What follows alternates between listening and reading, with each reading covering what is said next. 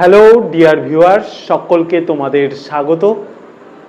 বলো দেখি, 0 factorial is equal to 1 কেন হয়? 0 ফ্যাক্টোরিয়াল মানে তো কিছুই না, 0 মানে, কিন্তু 0 ফ্যাক্টোরিয়ালের মানটা 1 কেন হয়, এটা আজকে আমরা ডিটেলসে এই ভিডিওতে আলোচনা করব। তো চলো ধীরে ধীরে বুঝে নিই। অ্যাকচুয়ালি ফ্যাক্টোরিয়াল যে প্যাটার্ন সেটা কীরকম।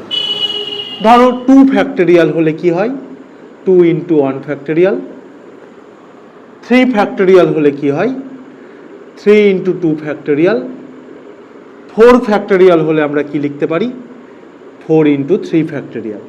হ্যাঁ না না বন্ধুরা, অবশ্যই তাই। তাহলে আমরা এটুকু বলতে পারি এখান থেকে যে n ফ্যাক্টোরিয়াল সমান n into n minus 1 factorial. ঠিক আছে এতদূর পর্যন্ত।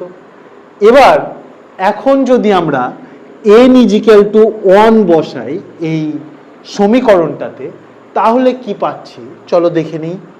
তাহলে 1 factorial is equal to 1 into 1 minus 1 factorial. n এর জায়গায় কত বসিয়ে দিলাম, 1 বসিয়ে দিলাম।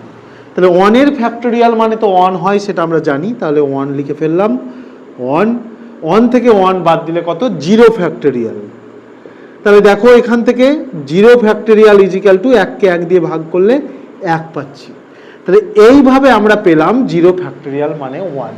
আমাদের মনের মধ্যে অনেকেরই কোশ্চেন থাকে যে 1 ফ্যাক্টোরিয়াল ইজিক্যাল টু 1 তো হলো স্যার, বুঝে গেলাম, কিন্তু এই যে 0 ফ্যাক্টোরিয়াল ইজিক্যাল টু 1 এটা কিভাবে আমরা মুখস্থ করি অনেক সময়, কিন্তু আজকে পুরো ভিডিওতে তোমাদের প্যাটার্নটা বুঝিয়ে দিলাম যে 0 ফ্যাক্টোরিয়াল ইজিক্যাল টু 1 কিভাবে আসছে। তাহলে এটা এবার থেকে তোমাদের বন্ধুরা যদি কেউ তোমাদেরকে কোশ্চেন করে, অবশ্যই এইভাবে বুঝিয়ে দাও।